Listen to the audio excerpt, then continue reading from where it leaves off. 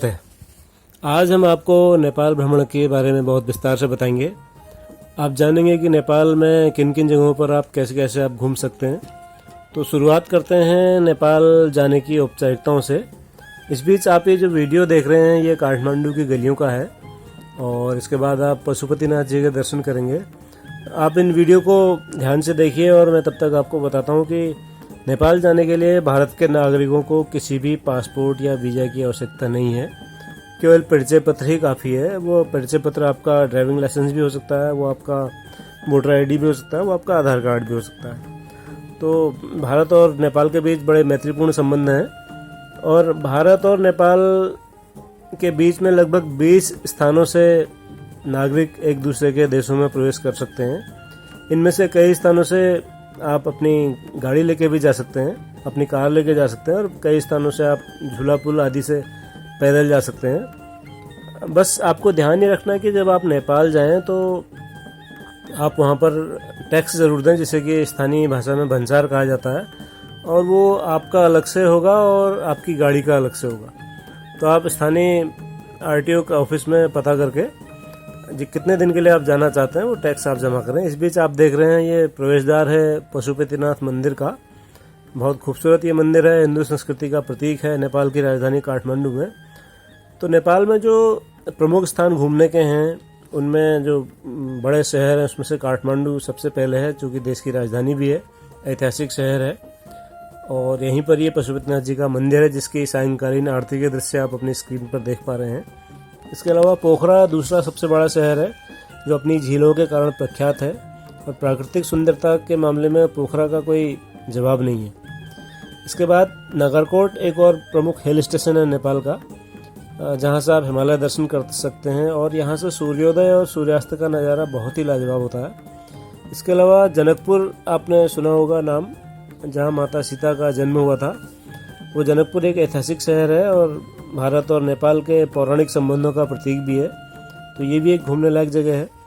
इसके अलावा नेपाल को बुद्ध का देश भी कहा जाता है और लुम्बिनी एक बड़ा शहर है, अच्छा शहर है, खूबसूरत है, जहां आप दुनिया भर के शैलियों के बौद्ध मंदिर देख सकते हैं। उसके बाद चितवन नेशनल पार्क है जहां पर आप वाइल्ड लाइफ का आनंद ले सकते हैं, तमाम तरह के वन्य जीव जंतुओं का आप दीदार कर सकते हैं। भक्तपुर एक ऐसा शहर है जहां नेपाल की वास्तुकला, हस्तशिल्प और हिंदू मंदिर शैली को आप साक्षात देख सकते हैं। ये भी नेपाल का एक प्रमुख पर्यटन स्थल है। इस बीच आप काठमांडू के पशुपतिनाथ मंदिर में विरूपाक्ष की मूर्ति देख रहे हैं। ये मूर्ति आधी निकली हुई है और कहा जाता है कि जब ये पूरी निकल जाएगी तो धरती पर प्रलय हो जाएगा। तो मैं आपको बता रहा था नेपाल के प्रमुख स्थानों के बारे में। स्वयंभूनाथ मंदिर एक और स्थान है जहाँ पर आप जा सकते हैं, नेपाल की यात्रा में देख सकते हैं। और अगर आप केवल प्रकृति के प्रेमी हो और एकांत शांत किसी स्थान पर जाना चाहते हो जो खूबसूरत भी हो तो आप मुस्तांग जा सकते हैं। इसके अलावा सागरमाथा नेशनल पार्क है जो करीब करीब 1848 वर्ग किलोमीटर में फैला हुआ है और बहुत बड़ा पार्क है। यहाँ भी आप वन्य जीव जंतुओं का आनंद ले सकते हैं। इस बीच इस वीडियो में आप जो दृश्य देख रहे हैं ये पोखरा का है। बहुत बड़ी घाटी है, पोखरा घाटी में बसा हुआ शहर है और बहुत खूबसूरत है। यहाँ से हिमालय की बहुत सारी ऊंची चोटियों का दीदार आप कर सकते हैं। भारत और नेपाल के संबंधों की बात अगर हम करें तो ये बड़े ऐतिहासिक हैं और इसका ठीक ठीक पता लगाना मुश्किल है कि ये कब से ऐसे रहे हैं। भगवान राम के समय से ही ऐसे रहे हैं और लगातार इनमें उसके बाद मजबूती आई है। उदाहरण के लिए मैं आपको बताना चाहूँगा कि भारत की जो सेना है उसमें आज भी नेपालियों के लिए गोरखा रेजिमेंट है और उसमें अधिकतर गोरखे सैनिकों को ही शामिल किया जाता है। इसके अलावा भारत में नेपाली को राजभाषा का दर्जा भी दिया गया है। जी हाँ, भारत में जो अनुसूची में भारत में भाषाएं शामिल की गई हैं उसमें नेपाली भी शामिल है। नेपाल की जनसंख्या लगभग 2,87,00,000 है और नेपाल की एक सबसे बड़ी खास बात यह है कि नेपाल कभी किसी विदेशी राष्ट्र का गुलाम नहीं रहा। इसलिए नेपाल में स्वतंत्रता दिवस यानी कि इंडिपेंडेंस डे मनाया ही नहीं जाता है। इस बीच आप जो दृश्य देख रहे हैं ये फेवा झील है पोखरा की।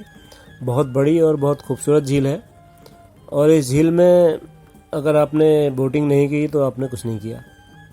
तो मैं आपको नेपाल के बारे में बता रहा था। नेपाल 2008 तक राजतंत्र था और 2008 में एक लंबे आंदोलन के बाद राजतंत्र की समाप्ति हुई और लोकतांत्रिक मूल्यों का प्रादुर्भाव हुआ। रामवरण यादव नेपाल के पहले प्रधानमंत्री बने और सन 2006 से पूर्व नेपाल हिंदू राष्ट्र था। 2006 में संसद ने इसे भारत की ही तरह पंथ निरपेक्ष राष्ट्र घोषित कर दिया। नेपाल का राष्ट्रीय पशु गाय है और यहाँ की लगभग 90 से 95% आबादी हिंदुओं की है।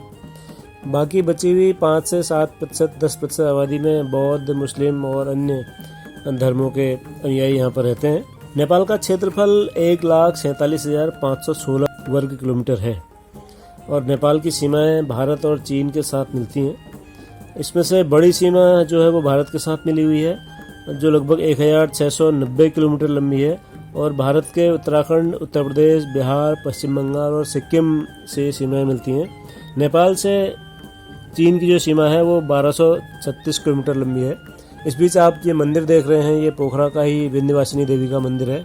बहुत ही खूबसूरत और बड़ा ऐतिहासिक मंदिर है ये। तो नेपाल को अगर भौगोलिक रूप से देखा जाए तो 2 हिस्सों में हम बांट सकते हैं मूल रूप से।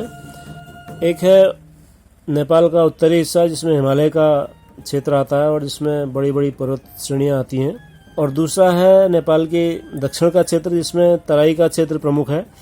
और नेपाल का जो कुल क्षेत्रफल है उसका 1/4 हिस्सा तराई में आता है और जनसंख्या का 1/3 हिस्सा तराई में बसता है। उत्तर में हिमालय पर्वत है जो चीन से लगा हुआ है। तो उत्तर के जो प्रमुख पर्वत शिखर हैं उसमें माउंट एवरेस्ट है, कंचनजंगा है, मकालू है, धौलागिरी, गुसाईथान, मनसालू, हिमालचुली और गौरीशंकर आदि प्रमुख हैं। और नेपाल चूँकि उत्तर की ओर हिमालय है तो वहाँ से जो नदियाँ निकलती हैं वो सदानीरा नदियाँ हैं, यानी कि हमेशा उनमें पानी लबालब भरा रहता है। तो इन नदियों में कोसी है, गंडकी है, कर्णाली है, शारदा यानी कि जिसे हम काली भी कहते हैं वो है, गंडक है, राप्ती है और बागमती है। तो ये नदियाँ घूम फिर के भारत में आती हैं और अंततः ज़्यादातर नदियाँ गंगा में जाकर के मिल जाती हैं। तो ये नेपाल का एक सामान्य सा परिचय था जो मैं आपको देना चाह रहा था। और मैं चूँकि कई बार नेपाल की यात्रा में गया हूँ तो अलग अलग तरह से गया हूँ। ये मंदिर है जहाँ भगवान विष्णु लेटे हुए हैं और भगवान शिव हैं। बहुत गहरी गुफा है इस मंदिर में, ये पोखरा में स्थित है, बहुत खूबसूरत है। आप जब भी जाएं तो इस मंदिर के दर्शन अवश्य करें। तो नेपाल के बेसिकली वहाँ कृषि और पशुपालन मुख्य वहाँ के उद्योग व्यवसाय हैं और ग्रामीण जनसंख्या अधिकांश है। कुछ शहर भी अब धीरे धीरे विकसित हो रहे हैं और नेपाल के जो राजमार्ग हैं वो काफ़ी अच्छे हो गए हैं और भारत का उसमें बहुत बड़ा योगदान है उन राजमार्गों को खूबसूरत बनाने का। अभी हम जो वीडियो में सामने दृश्य देख रहे हैं ये नेपाल के एक प्रमुख शहर लुम्बिनी का है, भगवान बुद्ध की जन्मस्थली। और ये प्रवेश द्वार है, मुख्य मार्ग है जहाँ से हम माया देवी मंदिर, ये सामने आप देख रहे हैं माया देवी मंदिर, यहाँ प्रवेश करते हैं। इसी स्थान पर भगवान बुद्ध का जन्म हुआ था और ये नेपाल ही नहीं बल्कि पूरी दुनिया के जो बौद्ध धर्म के मानने वाले हैं उनके लिए सबसे बड़ा तीर्थ स्थल है नेपाल का माया देवी मंदिर।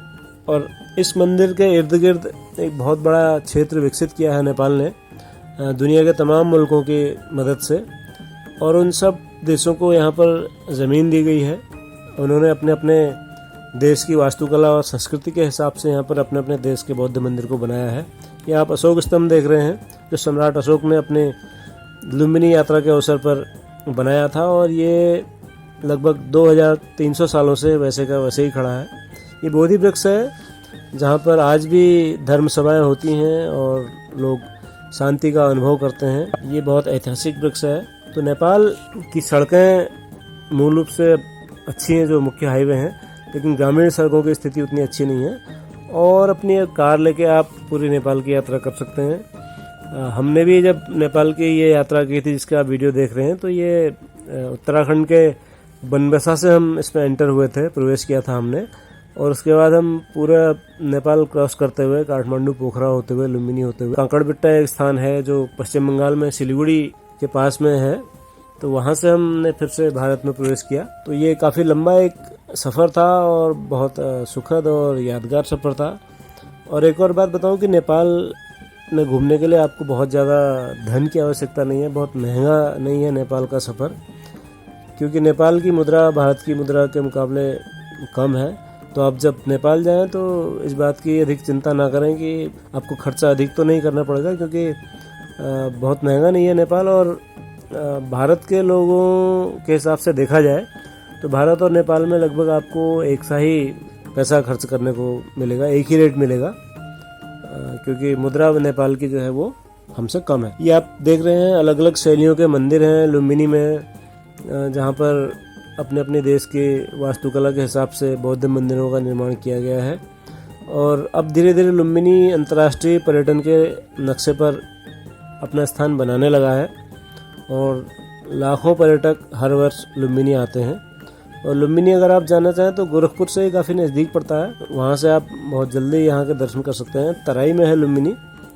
नेपाल की मैं चर्चा कर रहा था, तो यहाँ पर बहुत अच्छी श्रेणी के, आपको लग्जरी श्रेणी के होटल कम मिलेंगे लेकिन उतनी अधिक मात्रा में नहीं मिलेंगे।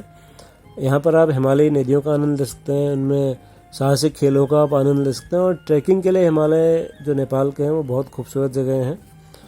और दुनिया की हिमालय की जो सबसे ऊंची 14 पर्वत श्रेणियाँ हैं, मैं आपको बताना चाहूँगी कि उनमें से 8 सिर्फ नेपाल में हैं। जी हाँ, उनमें से 8 पर्वत श्रेणियाँ सिर्फ और सिर्फ नेपाल में हैं। तो इससे आप जान सकते हैं कि हिमालय का जो अधिकतर खूबसूरत हिस्सा है वो नेपाल में ही है। और नेपाल इस हिस्से का बखूबी से प्रयोग करता है अपनी अर्थव्यवस्था को सुदृढ़ करने के लिए। और नेपाल की आर्थिकी में पर्यटन का भी बहुत बड़ा योगदान है। अब धीरे धीरे नेपाल के लोगों को समझ में आने लगा है कि पर्यटन उनका एक प्रमुख व्यवसाय बन सकता है। और भारत से बहुत सारे लोग, लाखों लोग हर वर्ष नेपाल जाते हैं।